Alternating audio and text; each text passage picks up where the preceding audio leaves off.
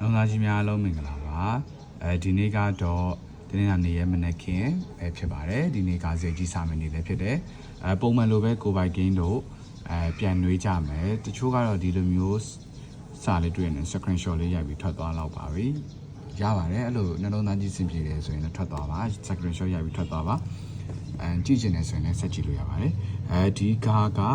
ရှင်တစ်ပတ်ကဒါပြောက်ကနန်းမရှိဘူးဒါပြောက်ကနန်းမရှိဘူးbreak ကကြတော့3ည289 break ပြောက်ခဲ့တယ်သူတို့ကအားလုံးတစ်ပတ်စီပဲပြောက်ထားတာဖြစ်တယ်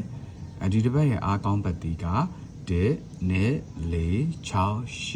9ဖြစ်ပါတယ်နှလုံးသားကြီးကအားကောင်းပတ်တီးဆိုပြီးတော့မပြောက်ဘူးဆိုပြီးတော့အရန်ကာရောအိမ်နေပေါင်းခြံနေပေါင်းပြီးရှောင်းမစော့ပါနဲ့လောင်းကစားက limit နဲ့ပဲကောင်းပါတယ်မျက်ရင်မျက်သလိုနားပလိုက်ပါရှုံးနေလို့ဆက်လိုက်ရင်နဲ့ပြန်ရသွားတယ်လို့ဆိုတာအင်မတန်ရှားပါတယ်ရှုံးနေလို့ဘဝပြတ်သွားတယ်လို့ပဲရှိပါတယ်ဒါကြောင့်မလို့လုံးသားကြီးများလို့လောင်ကစားကိုစီးပွားရေးဆက်ဆံချိန်ဆော့ပါဒီတစ်ပတ်မှာအပူကတစ်ချိန်ထွက်ပါမယ်ဒီ YouTube 6ခွက်ကတော့ဒီကြားထဲမှာတင်ပေးခြင်းလည်းတင်ပေးမယ်ကိုပိုင်ကင်းရောင်းစားခြင်းလည်းရောင်းစားမယ်ဘာကြောင့်ဆိုတော့ကိုပိုင်ကင်းကအပတ်တိုင်းတင်ပေးနေပေမဲ့ကြောက်မှပေါက်တယ်ဆိုတာလည်းမကြောက်ဘူးပါဘူး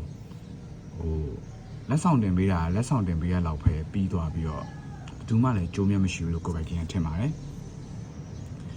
ဒါကြောင့်မို့နှလုံးသားကြီးများအားလုံးဒီတစ်ပတ်လုံး